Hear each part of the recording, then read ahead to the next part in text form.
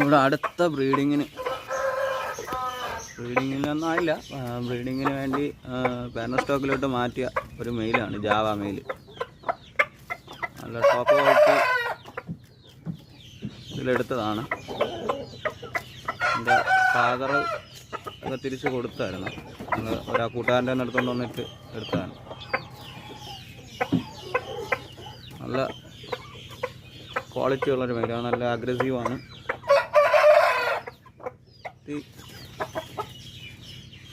ഇന്നത്തെ സേവനം തുറന്നുവിടാമെന്ന് വിചാരിച്ചു. പിടയൊന്നുമില്ല, പിടയെല്ലാം അടയിലാണ്.